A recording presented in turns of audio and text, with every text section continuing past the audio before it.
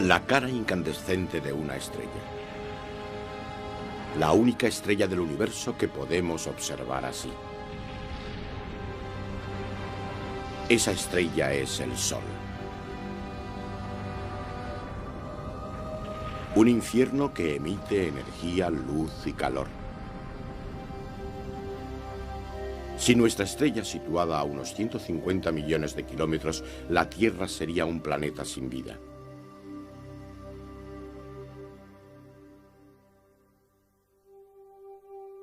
El Sol está en el centro de nuestro sistema solar. Estos son sus límites exteriores. Un enjambre de partículas de hielo se extiende cubriendo un tercio de la distancia hasta la estrella más próxima. Al igual que los planetas, todo gira en torno al Sol. Plutón con su órbita inclinada. Neptuno y Urano, grandes esferas de gas. Dos más, Saturno con sus anillos y el gigantesco Júpiter. Marte, el pequeño planeta rojo y la hermosa Tierra azul son los dos primeros planetas rocosos internos. Luego viene Venus y finalmente el abrasado Mercurio, todos cautivos por la fuerza gravitatoria del Sol. El núcleo del Sol es un reactor nuclear.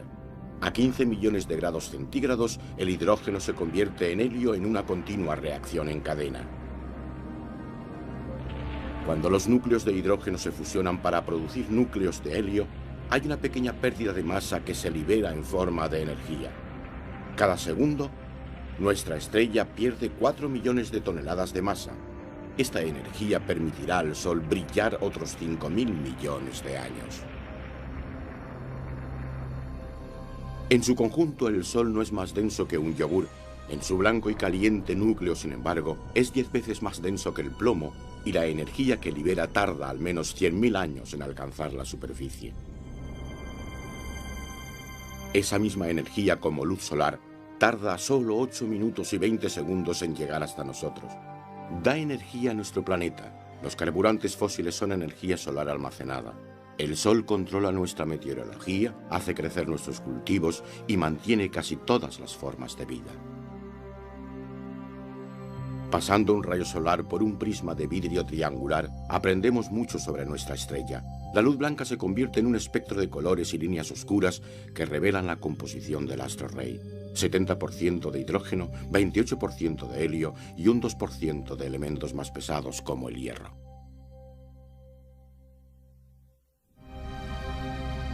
Esos elementos más pesados son la herencia de una supernova. La muerte de una estrella gigante. Su onda expansiva interactuó con una nube de polvo y gas.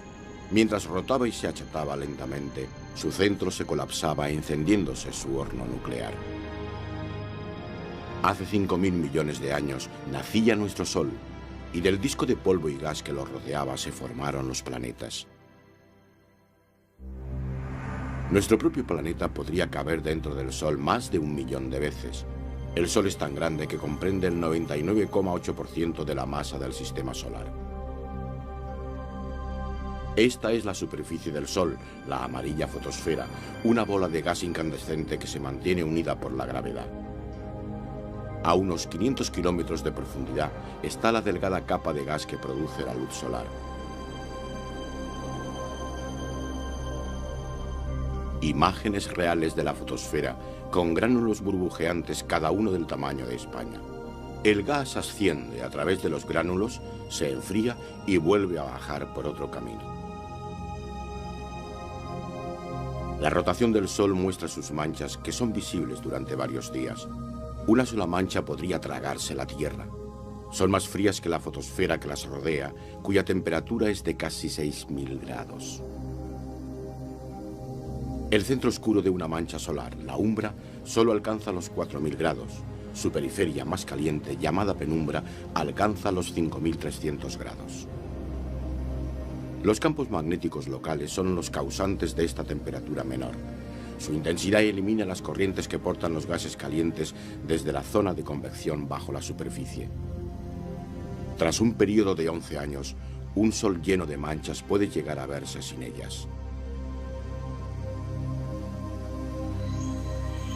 El ciclo está íntimamente ligado con el vasto y retorcido campo magnético que se curva a través y alrededor del Sol. Cada 11 años más o menos, el campo varía de signo cuando los polos magnéticos se invierten. Dentro de 11 años, sucederá de nuevo. Como el Sol no es sólido, su superficie gira a diferentes velocidades. El ecuador rota una vez cada 25 días, los polos una cada 34. Esto enreda y distorsiona al campo magnético. Las imágenes en rayos X muestran el ciclo desde su máxima actividad hasta la mínima, con solo unas pocas manchas solares. Después se retorna a la actividad máxima, aumentando el número de manchas. De nuevo, una mínima actividad solar. Y aquí, una máxima.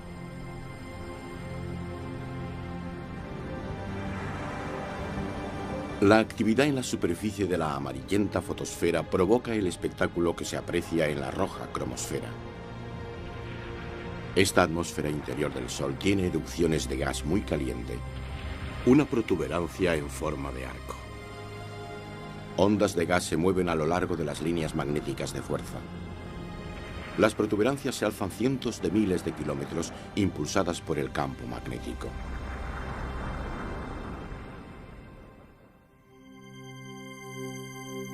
Cuando la Luna cubre al Sol en un eclipse total, la corona es visible a simple vista. Esta enrarecida atmósfera exterior es mucho más caliente que la cromosfera y la fotosfera que tiene debajo.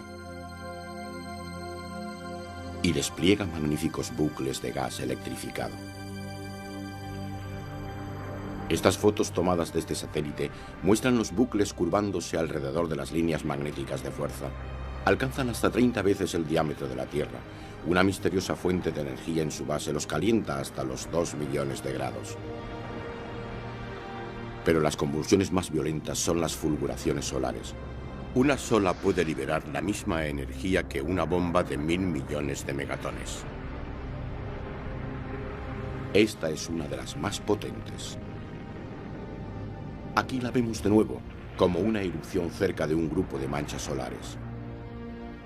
Una expulsión de masa de la corona puede causar que sus partículas impacten contra una sonda espacial situada a millones de kilómetros. Los campos magnéticos enredados son las posibles causas de las fulguraciones y de las expulsiones de masa. Entre estas erupciones, el Sol emite una corriente continua de gas tenue y de partículas cargadas de electricidad.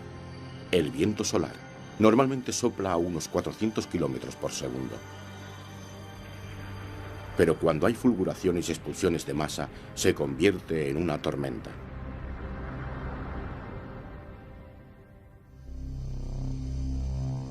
La causa son las ondas de sonido generadas por fluctuaciones en la presión del interior, lo que permite a los científicos tener una imagen en audio del mismo.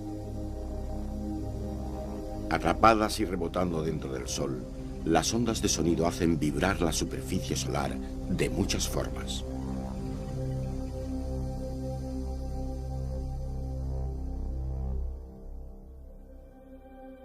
Así como nutre la vida de la Tierra, el Sol, al igual que todas las estrellas, morirá. En 5.000 millones de años se terminará el hidrógeno, acabando con el equilibrio entre la radiación que empuja hacia afuera y la gravedad que lo hace hacia adentro. El Sol crecerá. De un diámetro de 1,4 millones de kilómetros se expandirá, tal vez, hasta 200 veces su tamaño.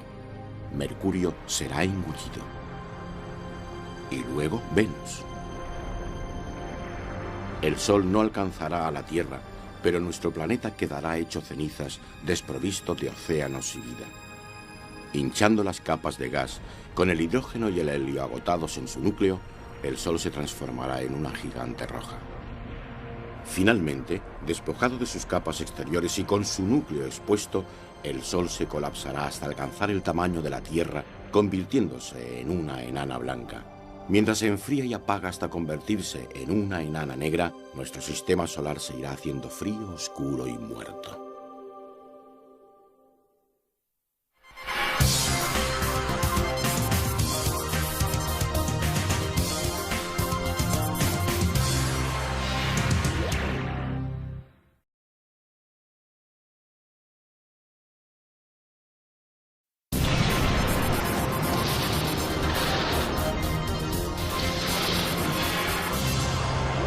órbita más interna.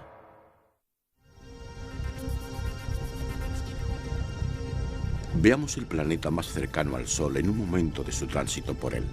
El pequeño Mercurio abrazándose en la órbita más interna.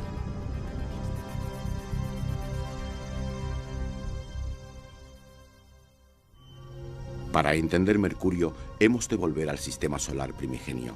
Un disco de polvo y gas gira alrededor de un Sol que se acaba de encender. El disco, caliente y denso en el centro, es más frío y difuso en su exterior.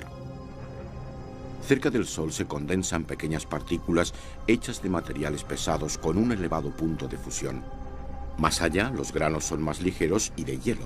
Las partículas comienzan a agruparse. El gran disco comienza a ordenarse en anillos. Hay colisiones por todas partes y agregaciones de materia. Las partículas crecen haciéndose como pelotas de baloncesto, como casas, como montañas, y a la vez que crecen también lo hace su fuerza gravitacional contrarrestando la del Sol. Los anillos alrededor del disco están cada vez más definidos y dentro de ellos se forman mini planetas llamados planetésimos que crecen con los restos que se les van agregando. Pero todavía son caóticos, llenos de impactos y acrecimientos de materia. Cuanto más grande es el cuerpo, más potente es su fuerza gravitacional que aumenta al ir creciendo. Así se forman los planetas.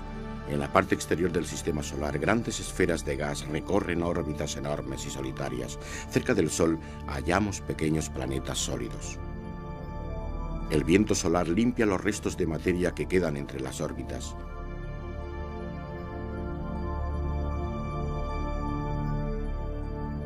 Y el Sol todavía reina hoy 5.000 millones de años después, con el pequeño y denso Mercurio muy cerca. Mercurio, Venus, la Tierra y Marte son los planetas rocosos interiores de tipo terrestre donde se han condensado los elementos más pesados. Júpiter y los otros planetas gigantes son bolas de gas. Se han condensado en las regiones exteriores más frías a partir de elementos más ligeros. Con el Sol a apenas 58 millones de kilómetros, Mercurio es abrasado como ningún otro planeta.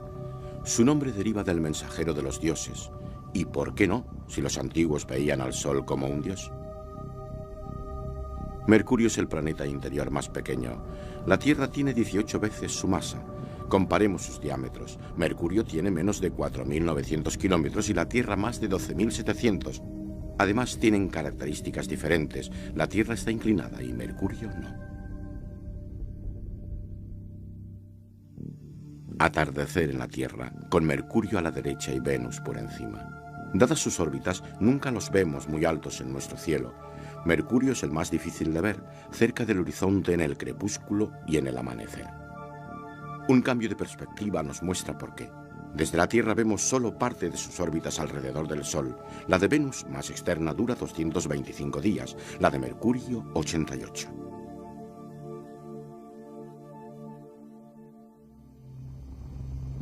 Mercurio cruzando el Sol. Tales tránsitos ocurren 13 o 14 veces cada siglo. Los vemos porque Mercurio, al igual que Venus, se encuentra entre nosotros y el Sol.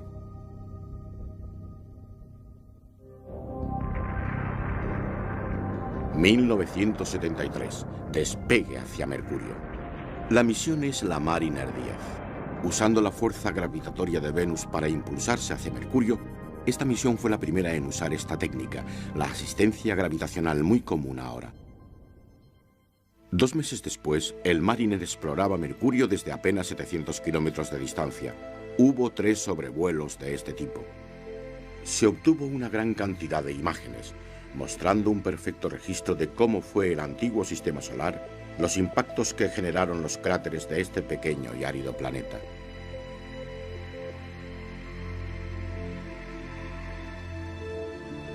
Arriba a la derecha está el cráter Zola, vestigio de un impacto tan grande que el material expulsado excavó estos mini cráteres. Estos cráteres podrían estar en nuestra Luna, otro desierto sin vida. Arriba a la izquierda vemos el material expulsado de un cráter, impronta de un impacto en un terreno antiguo. Mercurio tiene regiones con menos cráteres como esta. Indican una superficie más joven formada en una época volcánica cuando fluía la lava. Grandes grietas revelan una corteza que se ha enfriado y contraído.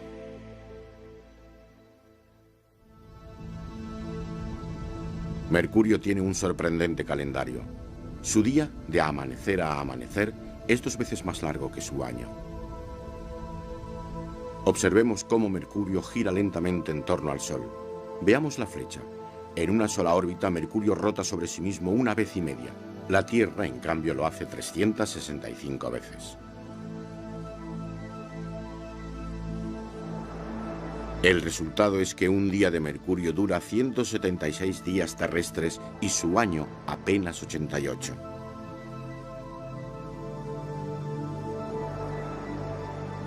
Pero aún se vuelve más extraño. Desde la superficie de Mercurio durante su largo día, el Sol parece hacerse más pequeño en el cielo. Esto no tiene nada que ver con el Sol, sino con la distancia variable de los planetas.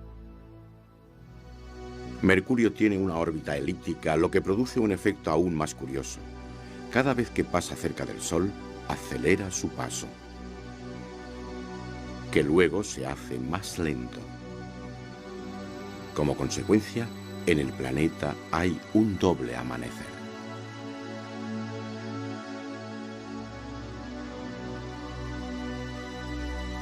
Esto ocurre solo cuando Mercurio está más cerca del Sol.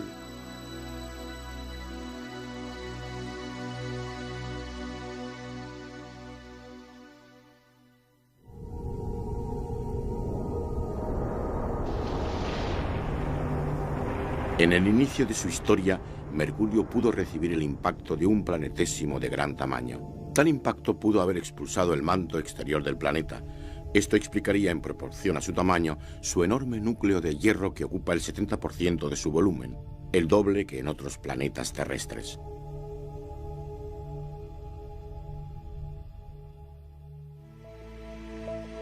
Aquí no hay duda del impacto.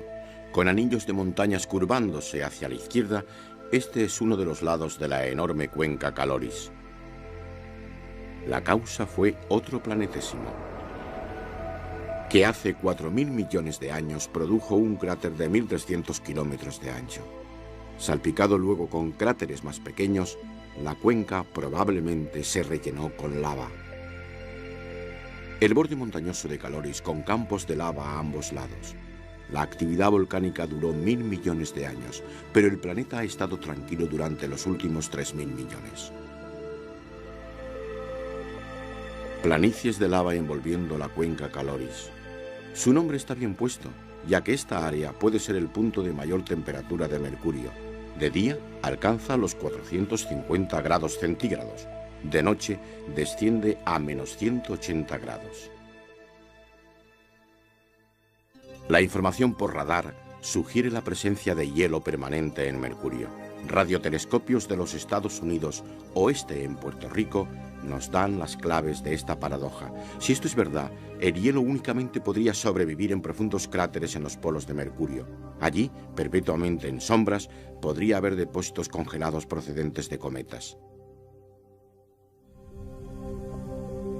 La mayor parte de nuestro conocimiento sobre Mercurio se obtuvo gracias a la Mariner 10 a mediados de los años 70, que dejó más de la mitad del planeta, las áreas sin relieve, sin ser fotografiada.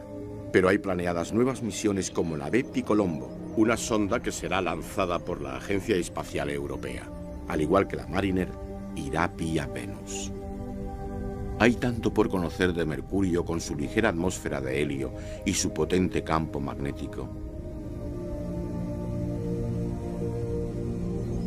Los estadounidenses planean lanzar la sonda Messenger para conocer mejor qué dio la forma a este planeta. La superficie de Mercurio es la historia de nuestro sistema solar, desde los tiempos más antiguos.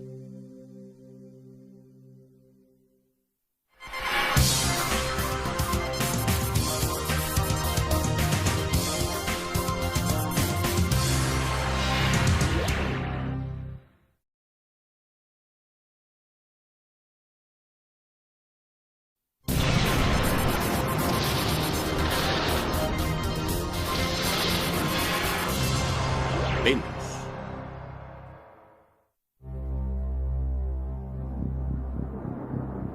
Hace miles de millones de años, Venus pudo haber sido así, un planeta con océanos donde evolucionaba la vida microbiana.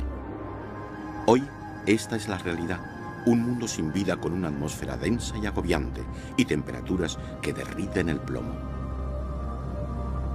Venus es una Tierra que no tuvo éxito, un gran efecto invernadero y una superficie completamente cubierta por lava fundida.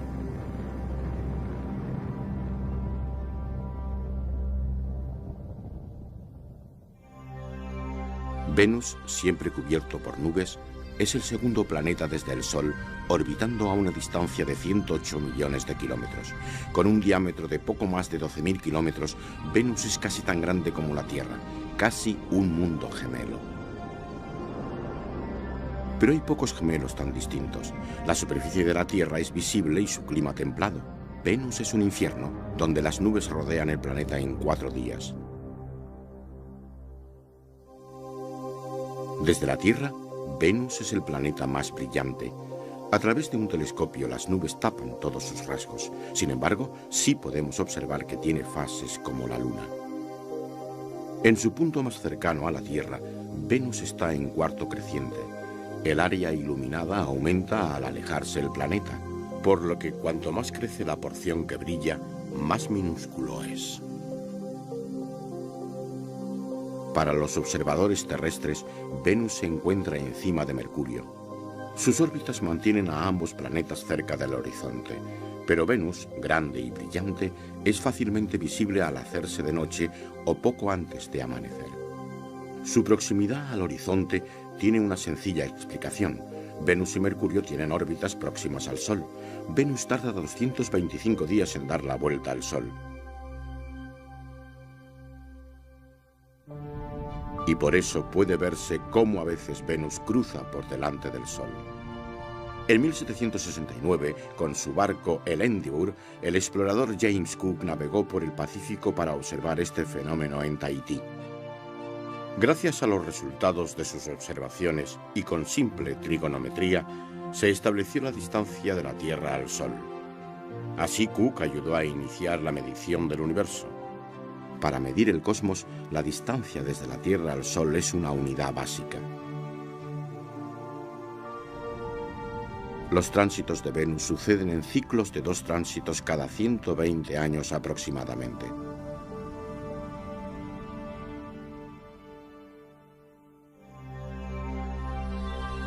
Venus, así llamado por la diosa de la belleza y el amor, siempre ha sido un misterio, especulándose acerca de qué escondía su velo de nubes. Algunos imaginaban un planeta cubierto de pantanos, con plantas exóticas creciendo por doquier. Otros creían que era un desierto rocoso, polvoriento y árido. Otros, que Venus estaba inundado por agua carbonatada, con océanos burbujeando dióxido de carbono hacia las nubes.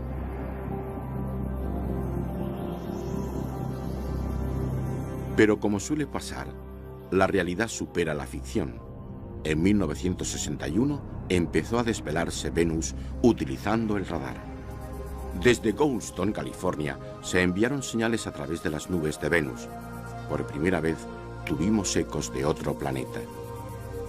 Y las noticias fueron que Venus rotaba increíblemente despacio y en sentido opuesto a la Tierra. ¿La razón?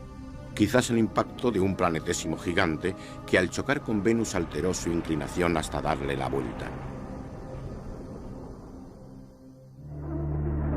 En 1970, los rusos mandaron una sonda que aterrizó en Venus. Estas son sus fotos, desde una superficie a la que jamás llegó el Sol. Un paisaje brutal con bloques de roca volcánica, en condiciones tan hostiles que la sonda se estropeó a los pocos minutos. La atmósfera es como una sopa, casi 90 veces más densa que la de la Tierra. Cubre todo el planeta atrapando el calor.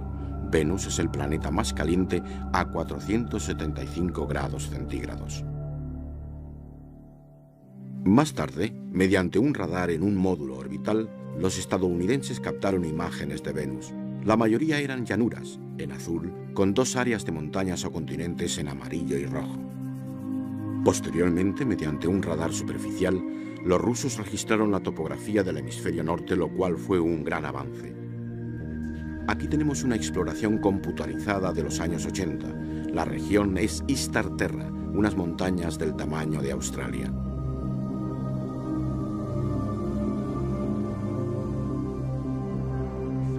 A principios de los 90, un avanzado radar permitió a la sonda americana Magallanes explorar Venus como nunca antes. Se trazaron mapas de casi el 99% de su superficie. Aquí, sin sus nubes, se observa su lenta rotación. Venus gira una vez cada 243 días. La Tierra lo hace en uno solo. Una vez completados los mapas y reaccionando a las fluctuaciones, la Magallanes comenzó a medir pequeñas variaciones en la fuerza gravitatoria. Fue un destello bajo la superficie. Rojo y amarillo indican alta densidad, azul indica baja densidad. Con un mapa topográfico la correlación es casi exacta. En otras palabras, las montañas hacen más fuerza que las planicies. Gracias a la Magallanes podemos volar sobre Venus, primero hasta su punto más alto en el continente de Istar Terra y ahora en dirección sur hacia la mayor región montañosa, Afrodite Terra, del tamaño de África. Con exageradas alturas y colores fácilmente identificables, esta es sin embargo una rotación precisa a través de los grandes cañones de las mesetas del sur, el Chasmata.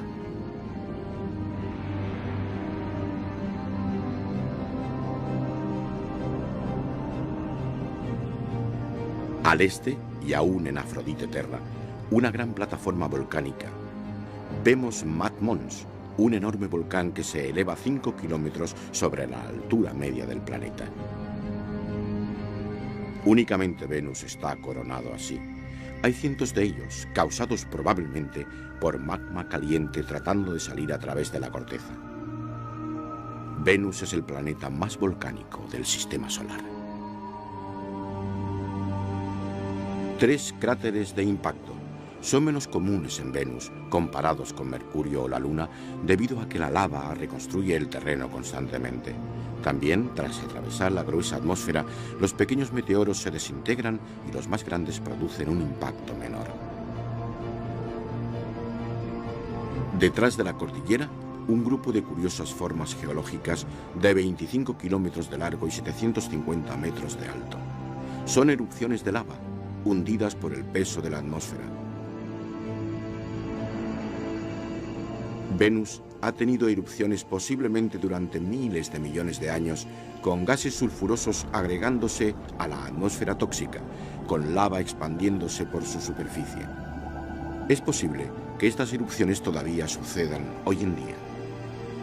La Magallanes ha revelado placas volcánicas y corrientes de lava que constituyen el 85% de la superficie.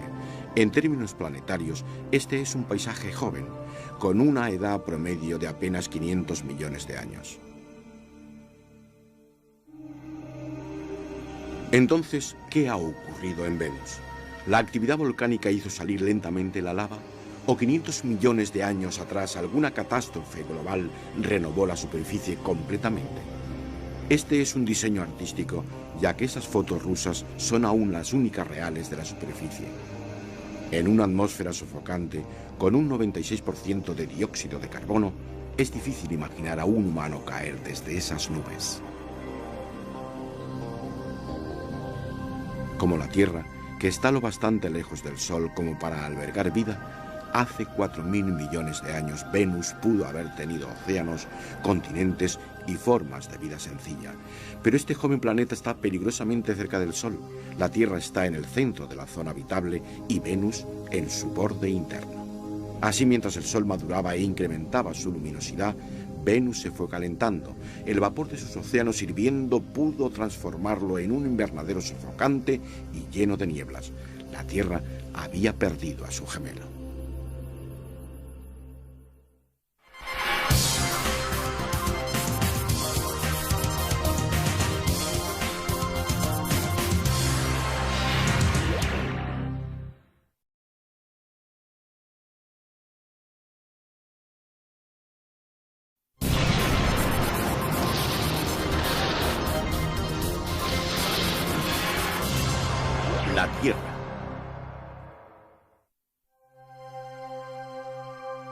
Miremos a la Tierra desde el espacio. No parece haber signos de vida. Nuestro hermoso planeta es solo eso, una sinfonía de forma y color.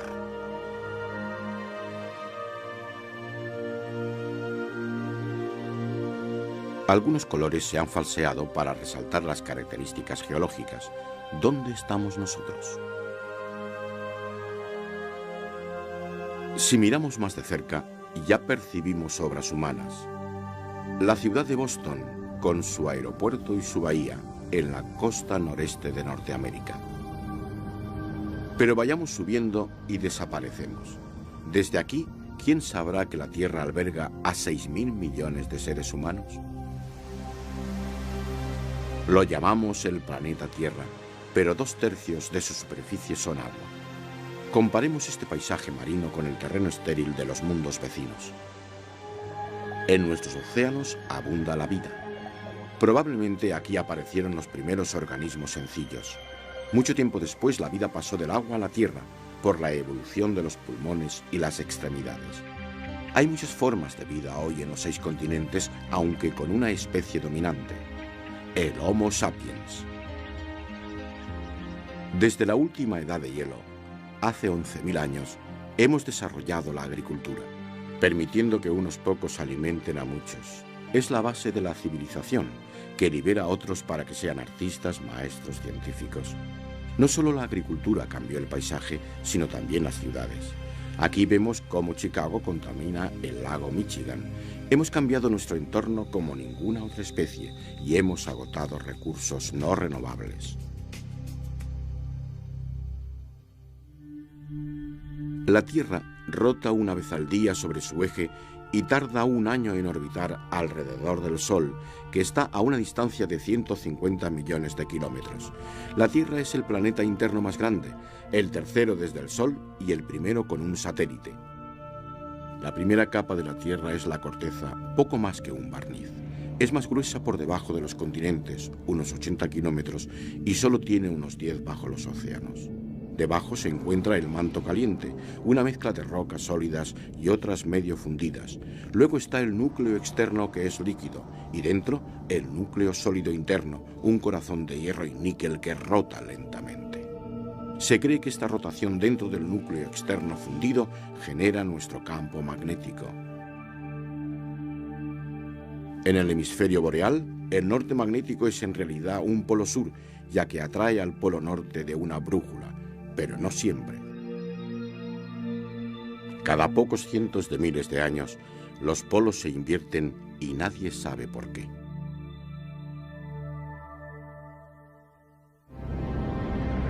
Las erupciones volcánicas son síntomas del interior caliente de la Tierra. A través de las aberturas que hay en la corteza, la lava libera el calor que se disipa desde el núcleo mientras éste se solidifica muy lentamente. La corteza es como la cáscara rota de un huevo. Sus fracturas son fronteras entre grandes placas y cuando interactúan las placas se ocasionan volcanes y terremotos. Pero la mayor consecuencia es la deriva continental. El mapa de la Tierra ha cambiado en los últimos 500 millones de años debido al movimiento de las placas que se desplazan sobre estratos parcialmente fundidos del manto superior.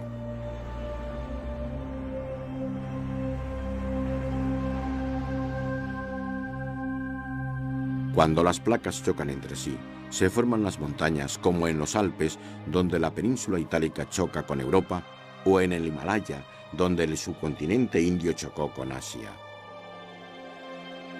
Y donde las placas se separan, aparecen grandes fisuras, como aquí, en el Mar Muerto.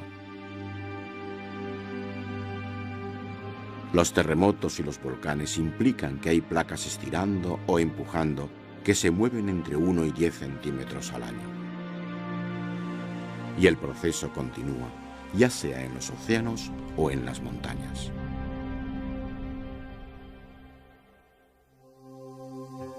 De los 4 planetas internos del Sistema Solar, la Tierra es el que gira más rápido, una rotación que nos da el día y la noche, y que hace que parezca que el Sol se desplaza por el cielo.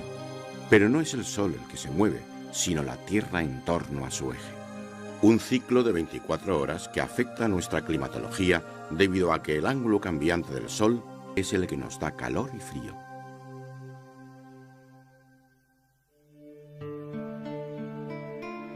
Si el eje de nuestro planeta fuera vertical, el día y la noche durarían lo mismo siempre, ya fuera en el Ecuador o en el norte o sur de los trópicos. Pero la Tierra está inclinada a 23 grados, lo que implica que el día y la noche varían a lo largo del año. Al orbitar alrededor del Sol, el ángulo con el que recibimos su luz varía lentamente cada día y causa las estaciones. Cuando la inclinación del hemisferio norte lo aleja del Sol, es invierno. Los días son cortos y las noches largas. 6 meses después, cuando la inclinación lo acerca, es verano. Los días son largos y las noches cortas. En el hemisferio sur pasa exactamente lo contrario. La mayor parte de nuestra meteorología depende de un simple hecho. El aire caliente sube. Y es el Sol quien lo controla. Cuando calienta los océanos, una parte del agua se evapora. El aire cargado de vapor de agua se eleva. Y cuando se enfría arriba en la atmósfera, se forman nubes. El aire que sube cuando hay nubes produce bajas presiones. El que baja, sin nubes, produce presiones altas. El aire a alta presión siempre se mueve hacia donde haya baja presión. Esto crea los vientos que soplan en nuestro planeta. En el Ecuador, donde más calienta el Sol, se forman masas de nubes cargadas de vapor en la alta atmósfera. Aquí se las ve desde el espacio.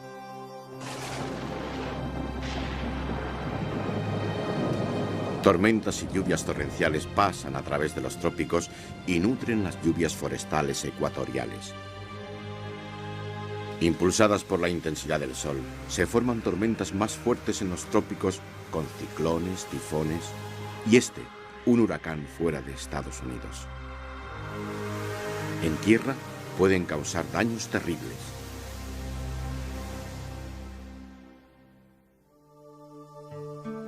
El clima global funciona así. En el Ecuador, donde el Sol es intenso y el aire se eleva, la presión es baja.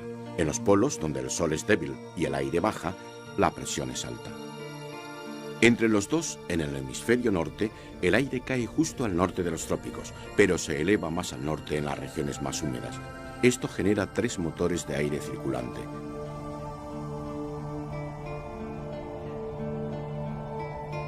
El efecto en África es una abundante vegetación en el Ecuador y el desierto en el Sáhara. Europa es nubosa y húmeda. Aquí, una tormenta de polvo sopla en el Atlántico. A la derecha, el extenso Sáhara acompaña esta zona árida y de altas presiones. En Europa, las nubes suben desde el océano. El borde atlántico es especialmente húmedo. El tiempo es variable en esta zona, normalmente de bajas presiones. Pero en las regiones polares de altas presiones es relativamente frío y seco. El Sol no está a una distancia constante de la Tierra. Nuestra órbita casi circular es a veces más elíptica, pero el cambio es lento. Un ciclo dura 400.000 años. Sin embargo, este efecto, una variación en la inclinación del eje, sucede cada 26.000 años. Y un cambio en la inclinación desde 22 a 24 grados y medio, ocurre durante un ciclo de 41.000 años. Muchos científicos creen que estos efectos contribuyen a las glaciaciones.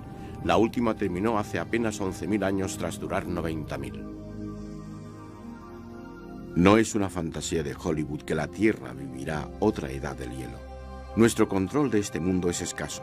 Nuestras ciudades, nuestra vegetación no son más que pequeñeces en un planeta frágil. La Tierra es un lugar afortunado. Tenemos aire que respirar porque las plantas han evolucionado y producen oxígeno. Han emergido gracias al agua y a la fortuita distancia del Sol. Este planeta es maravilloso y en términos cósmicos precario.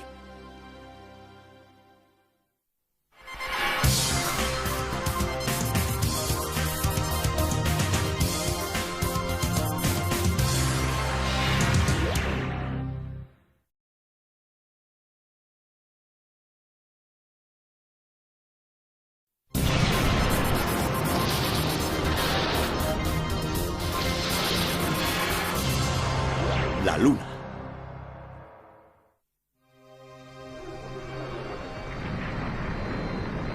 De un impacto como este, pudo nacer la Luna.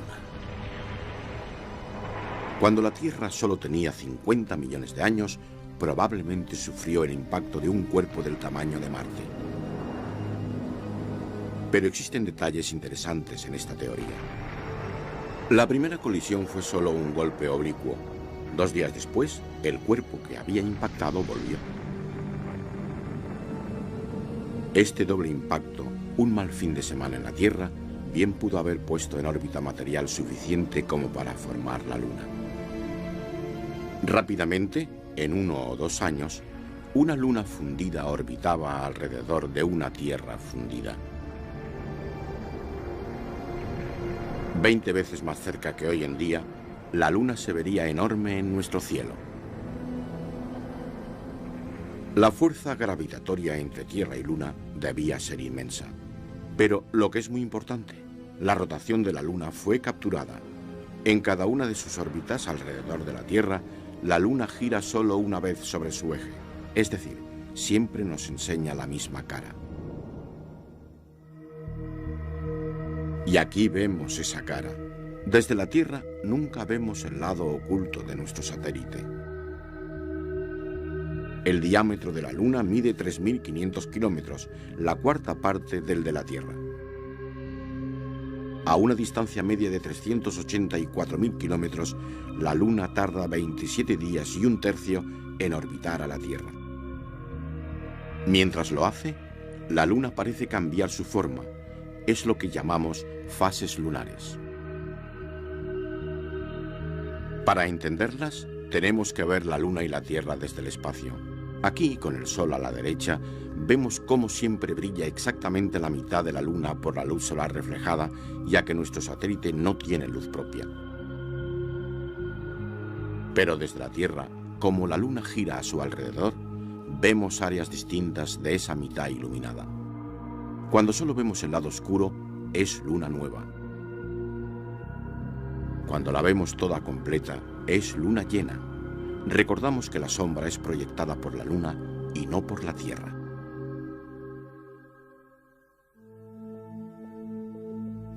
Para muchos, la Luna es familiar y extraña a la vez. Por ejemplo, ¿qué son esas manchas oscuras llamadas mares? Este es el Mare Humorum, el mar de los humores.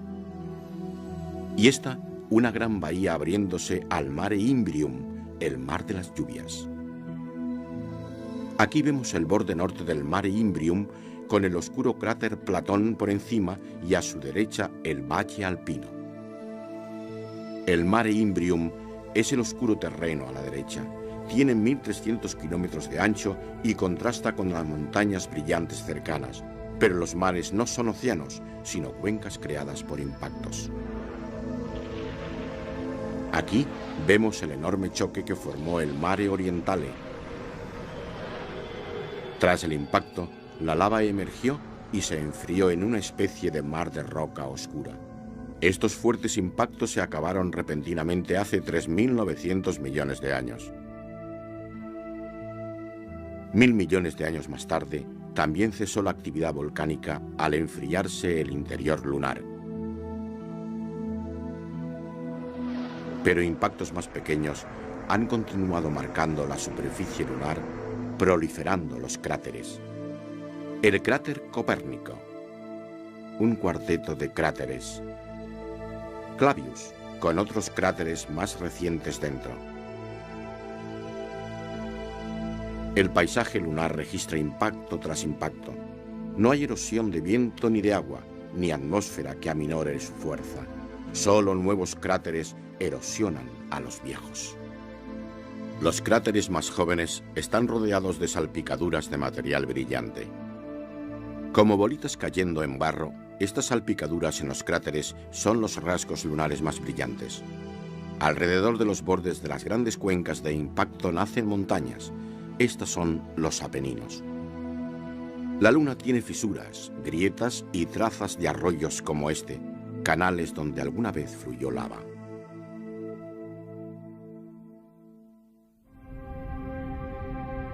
Con 81 veces más masa, nuestro planeta es el socio más importante en el sistema Tierra-Luna.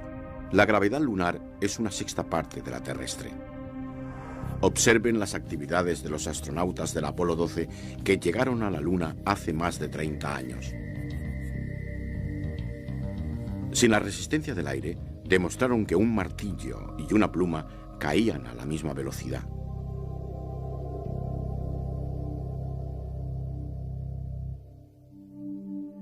En esta magnífica desolación, como la denominó un astronauta, las temperaturas pueden alcanzar los 120 grados centígrados durante el día y menos 160 por la noche.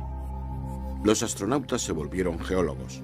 Las 6 misiones Apolo recogieron 380 kilos en muestras de rocas y suelo. Para acelerar el proceso y ampliar la recogida de muestras, se utilizaron vehículos especiales en los últimos 3 viajes. No todo fueron banderas y huellas. Las últimas muestras llegaron en 1972.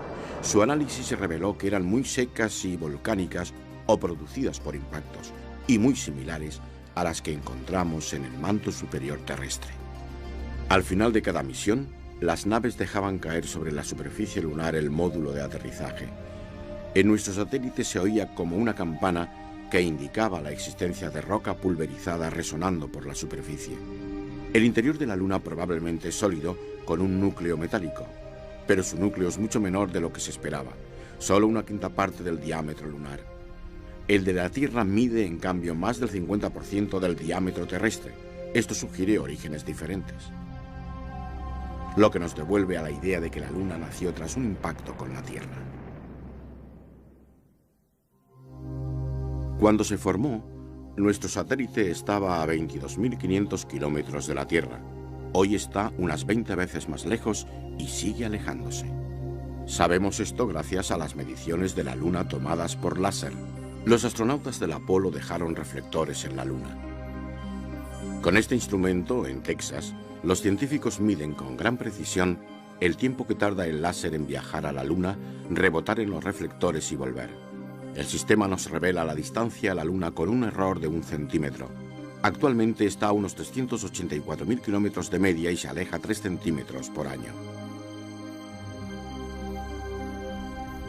La causa es el arrastre de las mareas, el empuje gravitatorio que ejerce la Luna sobre nuestros océanos. Aunque el Sol tiene una pequeña influencia, la Luna, mostrada simbólicamente aquí, provoca que una marea crezca en apenas 6 horas y que baje de nuevo en el mismo tiempo. 2 veces al día, las mareas suben y bajan por la influencia lunar sobre los océanos. Se eleva el nivel del agua en la zona más cercana a la Luna y lo mismo sucede en la opuesta. Pero el arrastre de las mareas ralentiza la rotación y nuestro día se alarga mientras la Luna y la Tierra se alejan cada vez más.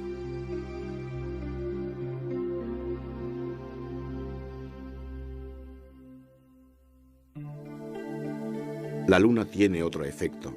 Mantiene el equilibrio de nuestro planeta. Supongamos que perdiéramos la Luna. Si ella no tirara del ecuador terrestre, no habría estabilidad en el eje. Desde hace millones de años, nuestro eje se hubiera tambaleado caóticamente con inclinaciones de entre 0 y 85 grados, y nuestro clima sería un desastre. Imaginemos la pesadilla. El hielo envolvería el ecuador. Durante la primera mitad del año, el hielo se extendería por el hemisferio sur. 6 meses después, lo haría por el hemisferio norte, mientras constantes rayos de sol bañarían el sur. Esto podría ser Egipto. El Sáhara, un terreno devastado por ventiscas heladas. La Antártida, un inmenso desierto. Puede sonar a ciencia ficción, pero no lo es. Dentro de 1000 millones de años, cuando la Luna ya se haya alejado mucho de nosotros, la Tierra se tambaleará.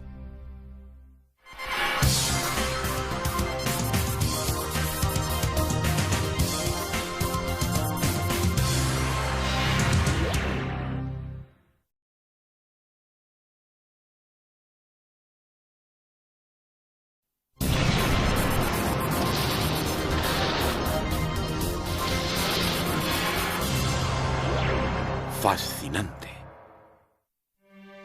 Dan Goldin estaba al frente de la NASA con todas sus preocupaciones. Así se quedó de fascinado. Ha visto un eclipse total.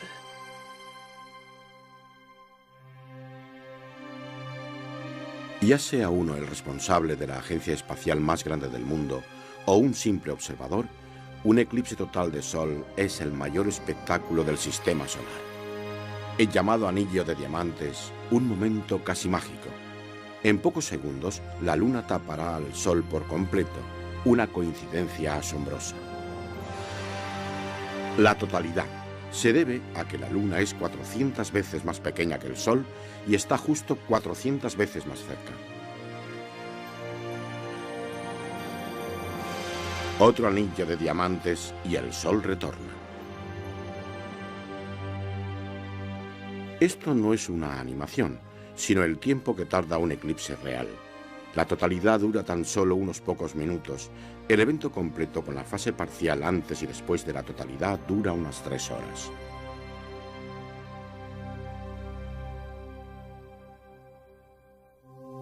Hay un eclipse total solo cuando la Luna se alinea exactamente entre la Tierra y el Sol. Tendríamos más eclipses si no fuera por la órbita inclinada de la Luna. Su ángulo es de 5 grados con respecto al plano del Sol y la Tierra, al que llamamos eclíptica, aquí de color verde. Durante cada órbita en torno a la Tierra, la Luna cruza la eclíptica 2 veces, como aquí y aquí. Pero solo en el lado iluminado de la Tierra, en esta intersección, puede ocurrir un eclipse solar. Imagine que usted, el espectador, es el Sol. La Luna comienza su alineación. Un eclipse total. Ocurre apenas 70 veces en 100 años, aunque los eclipses parciales son más frecuentes. Hay un eclipse más común, el eclipse de Luna, en el que ésta se vuelve roja. La culpable es la Tierra, ya que se interpone entre la Luna y el Sol alineándose perfectamente. Puede durar 1 hora y 3/4 y, lógicamente, la Luna se oscurece. Pero mientras se mueve en la sombra de la Tierra, nuestra atmósfera filtra la luz solar y proyecta sobre la Luna un color rojizo. El eclipse es visible desde la superficie sombreada de la Tierra.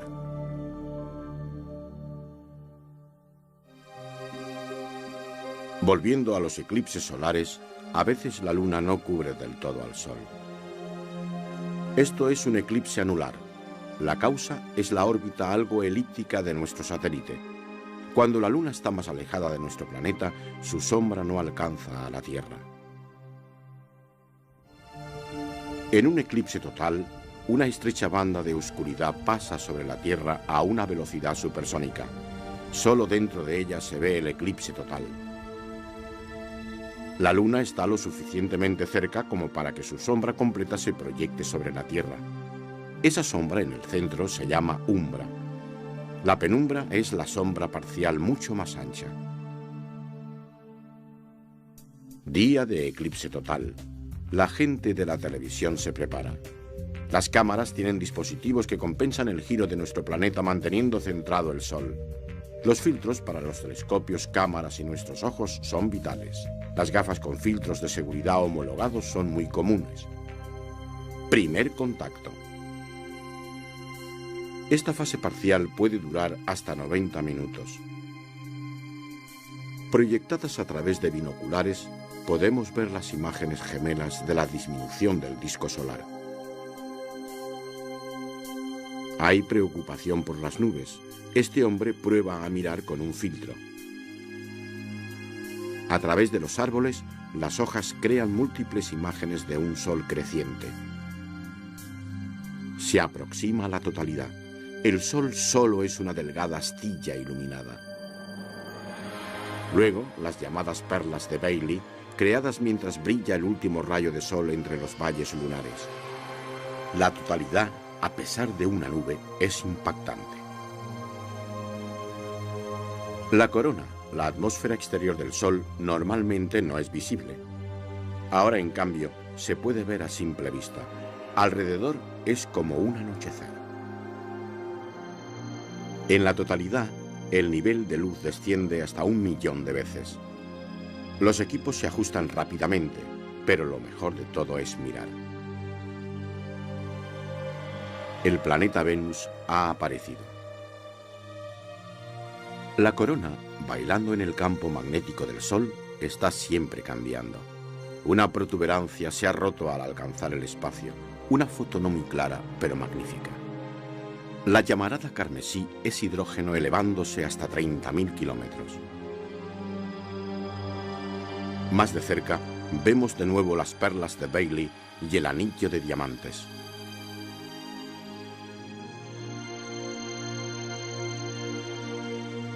Nadie está muy interesado tras la totalidad, sobre todo si está nublado. Aquí vemos el efecto de un eclipse total. La luz se atenúa lentamente al principio, pero cuando se acerca la sombra, la oscuridad aumenta rápidamente. Los pájaros descansan, las flores se cierran y los perros comienzan a ladrar. La totalidad puede durar hasta 7 minutos y medio.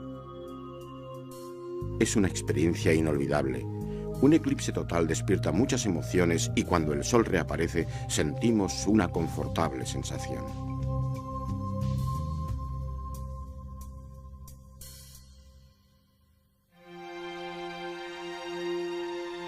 La naturaleza tiene otro gran espectáculo de luz, las auroras. Arremolinadas en la alta atmósfera, forman un caleidoscopio de color. Normalmente ocurren en las latitudes más altas de ambos hemisferios.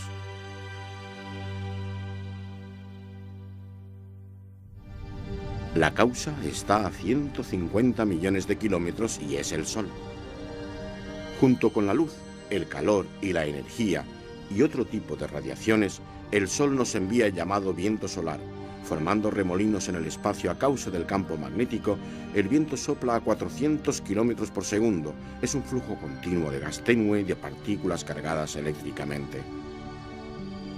Estas partículas son desviadas al llegar a la Tierra, moviéndose alrededor de nuestro campo magnético. Algunas interactúan y son atrapadas, cayendo en espiral a través de líneas de fuerza hacia las zonas polares. El resultado son las auroras. La aurora es un óvalo brillante alrededor del norte magnético. Las energéticas partículas solares interactúan con los átomos y moléculas de la atmósfera superior y cuando hay una aurora en el norte hay otra similar en el sur.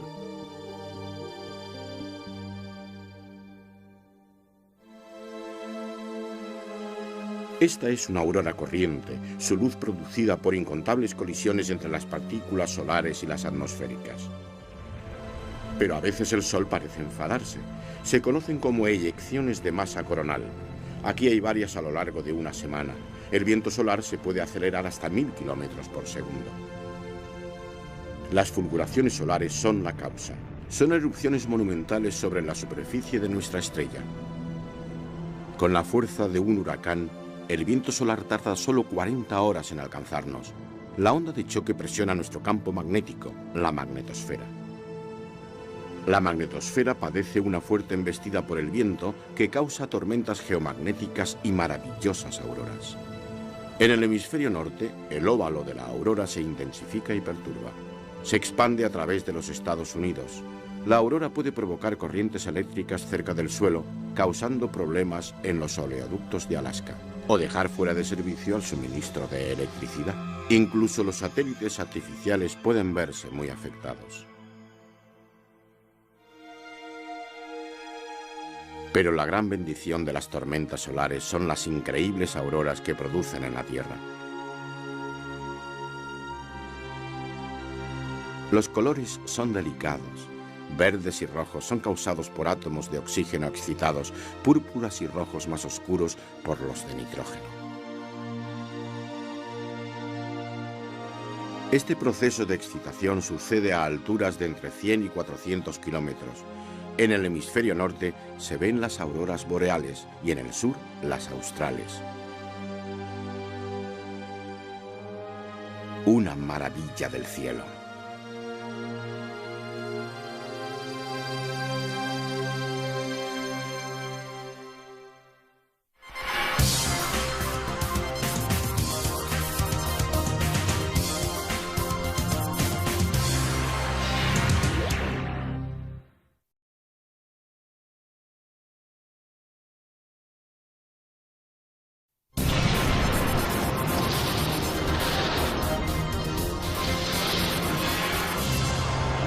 El planeta rojo. Olympus Mons, 3 veces la altura del Everest. Olympus Mons, 50 veces el volumen del Mauna Loa, el volcán más grande de la Tierra. Olympus Mons, el mayor volcán en el sistema solar. Estos acantilados miden 6 kilómetros de altura. Desde el terreno que lo rodea, el Olympus Mons se eleva 25 kilómetros. Su base es tan ancha como media España. Este es el planeta rojo. Pese a la cadena de enormes volcanes que se alzan al este, destaca el perfil imponente del Olympus Mons. Bienvenidos a Marte. Veamos su clima. Una temperatura de menos 100 grados centígrados antes del amanecer deja la mañana con heladas y niebla dispersa. El cielo es rosa debido al polvo marciano. Los vientos son suaves y variables. El mediodía es agradable y claro, con una temperatura por la tarde que llega justo por encima de la congelación. Pero a medida que anochece, aparecen nubes heladas y las temperaturas bajan de golpe. Marte es el cuarto planeta desde el Sol y está a 228 millones de kilómetros de él, orbitando en 687 días. Un año marciano dura casi el doble que uno terrestre. Con un diámetro de menos de 6.800 kilómetros, Marte mide poco más que la mitad de la Tierra y su masa es solo de una novena parte. La inclinación del eje de ambos planetas y su velocidad de rotación es similar. Un día de Marte dura 24 horas y media. Marte es el próximo mundo que pisaremos y cada vez nos es más familiar. El norte, con llanuras suavizadas por el flujo de lava, tiene una superficie joven. El sur es más irregular y tiene más cráteres ocasionados por antiguos impactos. Marcando estado en blanco el Olympus Mons y los 3 volcanes de la región de Tarsis. Hoy Marte es demasiado frío para que fluya el agua, pero quizás sí la hubo en la época de las erupciones volcánicas. Ascendiendo desde las profundidades, el magma caliente pudo derretir el hielo bajo la superficie, liberando grandes cantidades de agua que inundaron el terreno. Aparte de ceniza y lava, al este de Tarsis, la Global Surveyor ha captado una estructura similar a un antiguo cauce aquí en azul. Marte tiene abundantes evidencias de inundaciones. Recuerdos de riadas catastróficas. Excavado en la planicie, este canal tiene 3 kilómetros de ancho.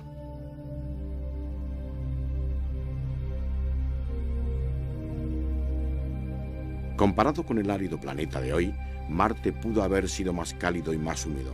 Un gran mar llamado Oceanus Borealis pudo haber llenado una gran parte del hemisferio norte.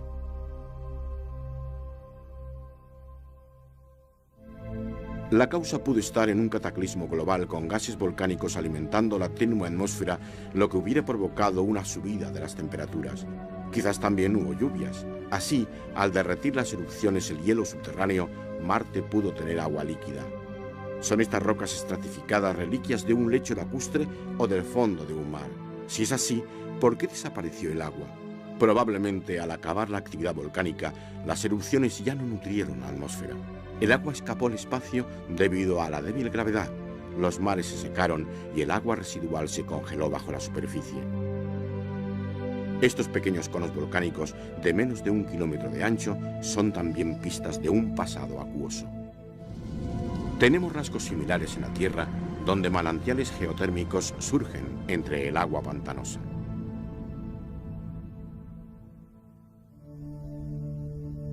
Marte es hoy un desierto congelado. La única agua visible es el hielo polar. Este es el polo sur en su mínimo estival. Su capa de hielo se expande en invierno. La capa del polo norte es algo más oscura porque cuando aumenta hay más polvo en la atmósfera. Según los científicos, si ambas capas de hielo de 5 kilómetros de profundidad se derritieran, el planeta entero quedaría sumergido bajo 10 metros de agua. La órbita elíptica de Marte afecta bastante a sus estaciones. En el norte, cuando el Sol está más cerca, el invierno es corto y suave. El verano, cuando el Sol está más lejos, es largo y fresco. Las estaciones en el norte son moderadas. En el sur, por el contrario, el clima es más extremo. Cuando el Sol está más distante, los inviernos son largos y muy fríos. Los veranos australes son cortos y calurosos, ya que el Sol está más cerca. La mayor parte de Marte es un desierto de polvo rojizo debido a la presencia del óxido de hierro. Estos son rastros de pequeños torbellinos de polvo, remolinos de partículas mucho más finas que el talco.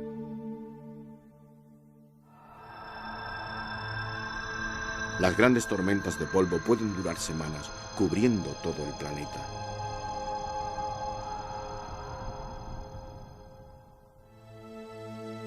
Dado que la vida depende de ella, el hallar evidencias de agua continúa siendo el gran desafío en Marte. Aquí vemos unos surcos en las laderas de un gran valle. Son restos recientes, posiblemente de efímeras cascadas liberadas desde una capa de rocas situadas justo bajo la cima del acantilado. Teniendo el agua como objetivo, una sonda estadounidense, la Mars Odyssey, se adentra en la órbita marciana.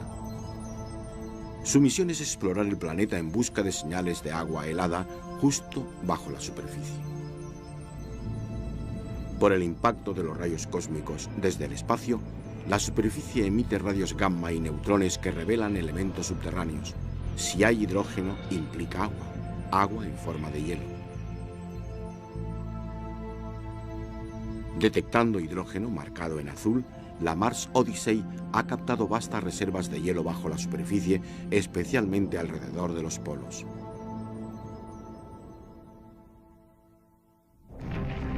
En el año 2003 se lanzó la Mars Express. Desde una órbita polar, esta sonda europea tenía que estudiar el planeta y hacer descender en Marte el módulo Beagle 2. Con bolsas de gas para amortiguar su aterrizaje, el Beagle 2 era una maravilla de la robótica que por desgracia se estrelló sobre Marte. Debía alimentarse mediante paneles solares. Una de sus tareas era buscar trazas de vida primitiva una vez confirmada la abundancia de agua. Un dispositivo recogería muestras del suelo. De vuelta en el Beagle 2, las muestras tenían que ser analizadas buscando signos de vida pasada o presente, transmitiendo luego los resultados a la Tierra. Tras la Beagle 2, los estadounidenses enviaron a dos puntos opuestos del planeta 2 módulos más, cada uno con su vehículo de exploración. Su trabajo consiste en explorar lugares donde probablemente haya fluido el agua. Los científicos quieren saber a dónde se fue el agua y si ésta albergó vida. Pero últimamente también pretenden que lleguen muestras de Marte a la Tierra. Pero para esto se necesita otro tipo de módulos de aterrizaje que sea inteligente y muy móvil. Dichos vehículos ya están planeados. Seleccionarán muestras y las traerán a la Tierra. Por el momento, este planeta del dios de la guerra continúa siendo un coto de caza para robots, más que para humanos.